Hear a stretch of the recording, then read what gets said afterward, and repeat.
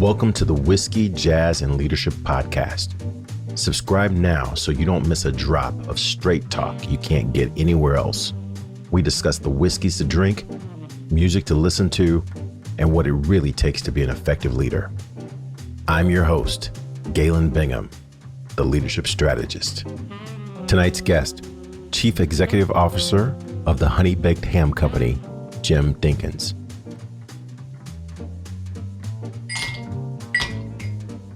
Hey, what you drink?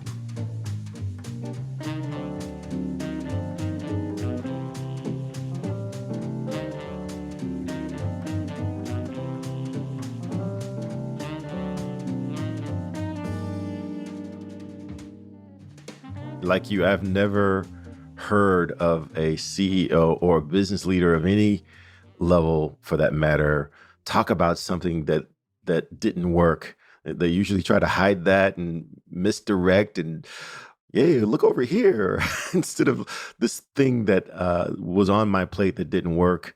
So, how do you balance this need for innovation, this need for challenging what's going on around us, this willingness to make mistakes with the very real obligation that you have to deliver performance targets? I've seen you do that at Coke North America. I can't imagine the multiple that's applied to your current role at Honey Baked Ham, where you've got to develop your organization because that's the fuel for the long term, but you've got to deliver some results in the short term as well. How do you balance those two? Yeah, I think as a leader, you're obligated to do both. And I think how you balance them is you have to allocate the right amount of time and resources against both. So, for example, what initiatives do you have that are really going to drive your business and help fuel your growth, while at the same time, how are you investing in your future? I mean, you got to do both, because if you don't, you won't have a future. You'll just be living in the present. So you've got to find a way to invest in initiatives. And generally, it's a smaller percentage because you're having to deliver it now, but always carving out dollars to invest in ideas that are futuristic and multiple impacts over multiple years and things that you can afford to fail with. And also doing the same thing for your organization, making the time with your organization, because, investing in people is not a burden. It's really the fun part to me about, working, is you got fantastic people you can see and grow. So you've got to carve out the dollars and the time to invest in that in a way that shows you dividends. And I found that's really the secret formula. Yeah. Love that phrase, secret formula. That's right. Brings me back to my Coke days. I'm curious if there are, because you've shared a lot of just life principles, you shared a lot of business principles. I wonder how much of what you've done, the principles that you've created, were transferable to your current role. And then how much of it did you just have to say, hey, look, there's no script to this. I've just got to make the best of what I've got going on. Because for me, that really does step into this whole metaphor of jazz, that, yeah, there are some things where, yeah, I've seen this before and we can make this decision, but there are some things where, we just got to kind of feel our way. How does that metaphor sit with you, and how has that shown up in your progression? It's a great question. I mean, one of the things I think whenever you get into a new situation or an unknown situation, the first thing you have to do is just open your mind up to all the possibilities that can be out there. And that's really hard because we get programmed to think a certain way. And one of my favorite books, is a book called Mindset by Carol Dweck. And it talks about fixed mindset versus a growth mindset. It really talks about, are you looking at things as a specific ends to a mean, or are you looking at something as a learning opportunity?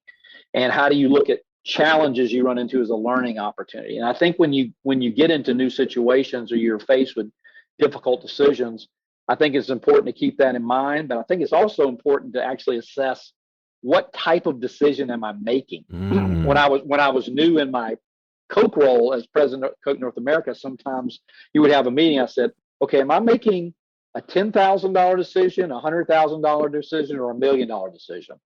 And obviously, the bigger the decision, the more facts and time you need. So I tried to have an open mind at the same time, be clear about what type of decision am I being asked to make, and making sure I was thoughtful about that and actually giving more time. And this is going to sound cliche, but the phrase that let me sleep on it, I've used that a lot, because even when I've been time pressured, I've had to tell myself or the people that I'm working with, look, I need 24 hours and I need to roll through this. And it's amazing how clear things can be if you just give yourself a little bit of time to think about it and get all the facts you can. So that's how I approach that. Yeah, depending upon the number of commas associated with the dollar amount, you might want to pause. Yes, that's true. Because I've been asked to make a $50 million decision in 30-minute meeting, and I was just like, I just can't do that. I'm not, I'm not that good. I'm not that equipped. I don't have the information. But it just takes learning from asking the right questions and knowing what kind of situation you're in, and go and get the facts and taking the time you need. Yeah. Hey, one of the things I'm really excited about right now, and if you've listened to any of the most recent episodes, you know I'm on this thing about questions. Because I just completed studying with Hal Gregerson at MIT, and he wrote "The Question is the Answer." That's the name of his book. He talked about how in the beginning of your career, the way you make a name for yourself is by coming up with the answer. If someone asks you a question, how quickly can you give them the answer? Jim Dinkins asked for an update. How quickly can you provide the update? But as you progress through your career, everyone's got the answer. The way you stand out is by asking the questions that will cause the organization to think differently about situations, about opportunity. And just questions become more endearing because the answers may change Right. from time to time. And your point about, is this a $50,000 decision or a $50 million decision? I bet you have to ask different questions, or do you ask the same questions regardless of the situation, because that's how you think through an opportunity. you know, there's a couple things. I mean, when I try to attack problems, I try to check off some things in my mind as I go through. I really try to understand the background, the why, the strategy. I try to understand the numbers, the benefits, the financial side. I talk about the implementation aspects of it, the operational dynamics, and then I kind of move to the people side of it, the who, the dynamics of the organization, those types of things. So that's kind of a little framework that I use. But another thing that I try to do is I just ask people what would they do if they were me. Mm. I ask people a couple of things that seem to be helpful for me. One is I would say, look, if we swap jobs, what would you do? And why would you do it? And a lot of times they know a lot more about it than I do. That's the first thing. And then the second thing is I try to ask them to think unconstrained, which is, what do you think the constraints are? And if they weren't there, what would you do? And sometimes you'll get some really interesting answers. I asked a question one time when I was new in a job, and I had a person in my office and they were talking about their business. And I said, hey, if I took you out of this building and put you in a cool warehouse and I gave you the same amount of money, would you do the same thing you're doing now? And they said Ooh. no. And I asked them why. And they said, because of one, two, three, four, and five. And I said, well, we could put you in the warehouse, but I don't think we have to do it. Why don't you just go do that now? And it just kind of got back to people feeling constrained because of history or reality or something, and really putting those constraints on the table and trying to figure out how to get rid of them to drive growth. Mm. Mm. Another phrase that you're reminding me of is this idea that flexibility and tradition often make poor bedfellows. And you've worked for several organizations with incredible history. I mean, like I said at the beginning of this conversation, I don't know that I can say burger, fries, and another soft drink. It just doesn't roll off. I don't know that I can say Jack and another soft drink. I got to think about it right before that happens.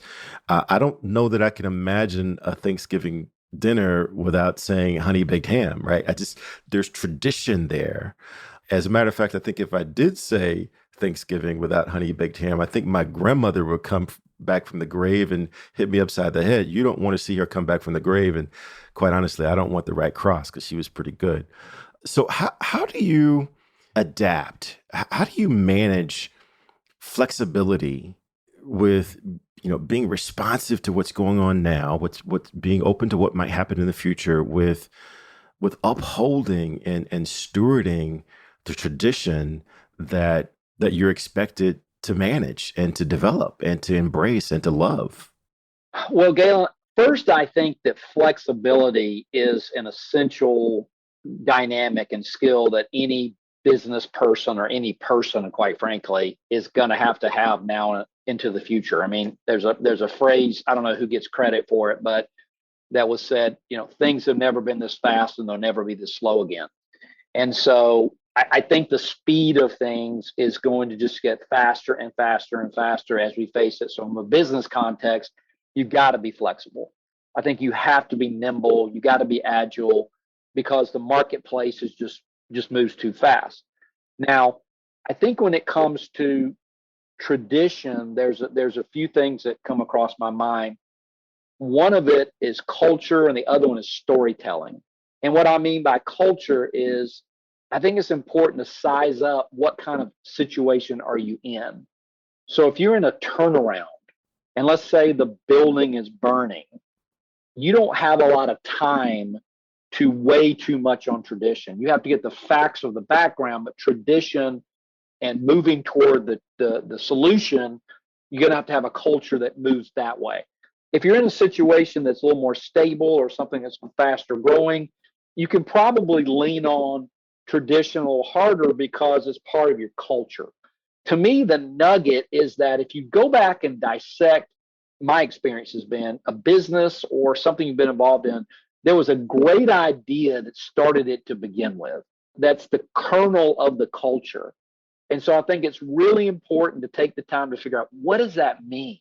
And how do you leverage that in a way that helps build the positive aspects of your culture for your company going forward? Because I think most companies have that. It's in there somewhere, whether it was Phil Knight with the shoes or whether it was Jacob's Pharmacy with Coca-Cola, or in my case, at Honey Baked Ham, it was Harry Huntsler that 64 years ago was innovative to figure out how to put this wonderful glaze on a ham and do this technology to cut a ham and spiral slice it without it falling off the bone. And so he wanted people to have a wonderful food experience and have happiness. And so we've coined this phrase called, we want to share honey baked happiness. That's what we're trying to do. And so that's just a kernel. So that's how I would answer it. It's kind of an and in that you have to be flexible, I think, no matter what you do. But I think the times you lean on tradition have to do with what situation you're in, but at the same time, there's a nugget there for everybody to leverage and help build their culture.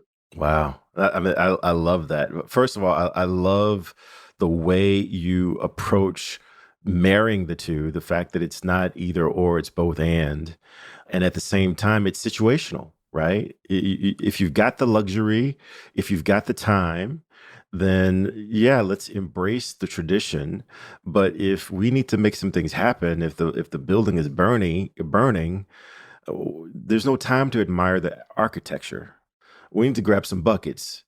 One of my previous guests, actually one of my previous guests in season 2 is Susan Lindner, and she is a cultural anthropologist, and she's also a speaker, and she works in change management, and she leverages so much of what you just said, and she said that she got her foundation for the work that she does from studying the prophets, studying people who have changed history with their words.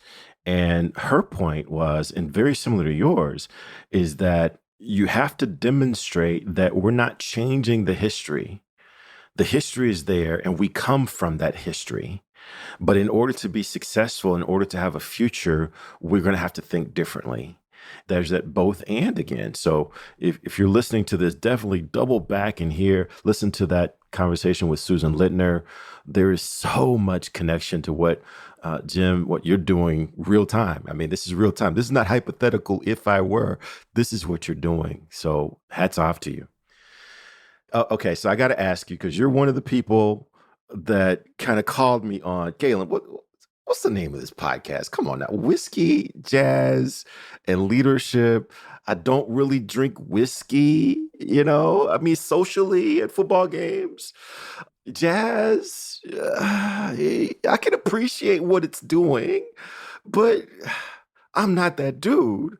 Leadership, okay, we can have a leadership conversation because I got some stripes, and yeah, I mean, the wounds, not all the wounds have healed. But for me, the connection is, and I want to play this metaphor to you and kind of help you tell me whether or not I'm going crazy, because in my mind it connects. Whiskey is just something that I love, and it's about making sure that you're doing what you love and that you're enjoying it, because to put in the kind of hours, whether you believe Malcolm Gladwell, whether you believe 10,000 hours, whether you believe that or not, you know, even Gary Vanderchuck will say, in order to get really good, you're going to have to put in a whole lot of work. So you might as well enjoy it.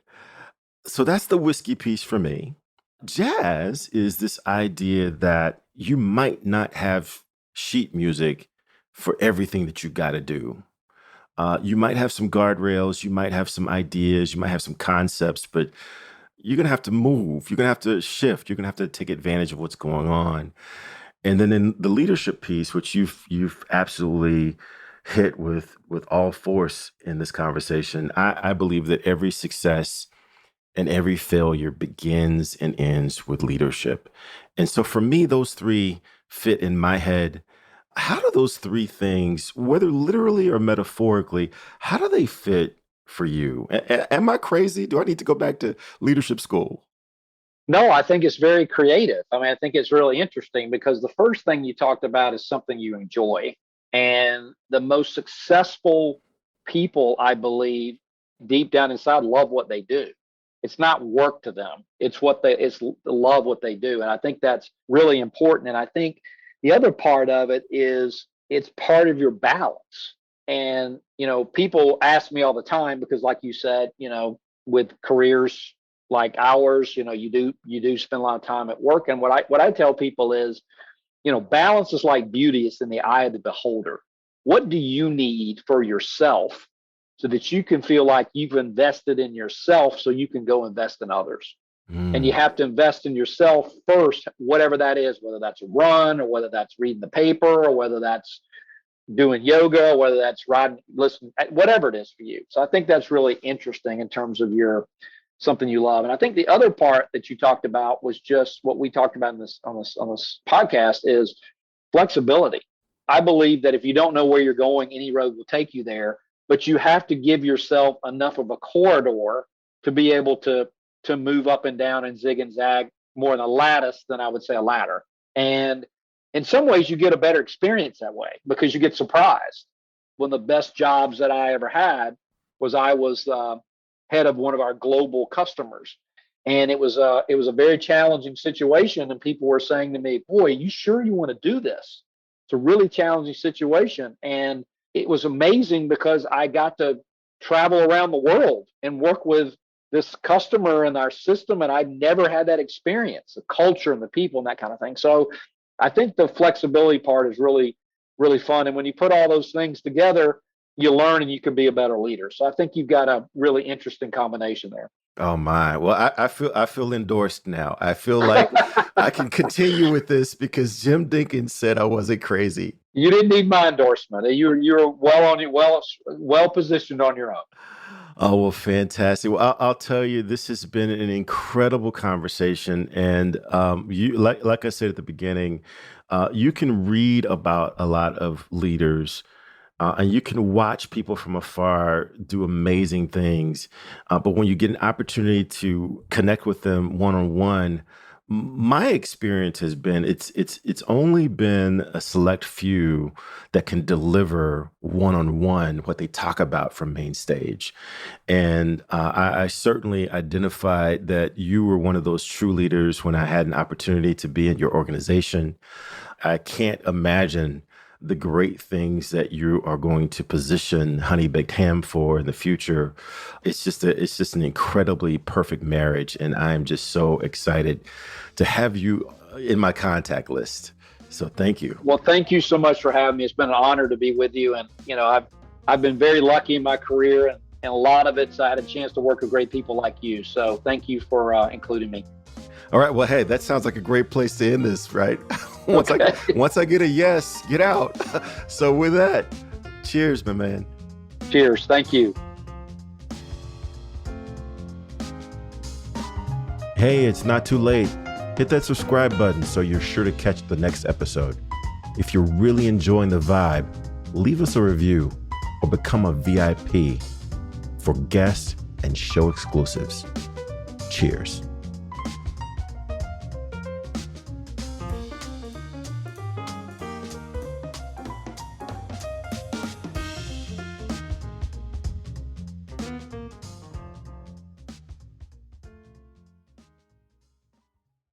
This podcast is a part of the C-Suite Radio Network.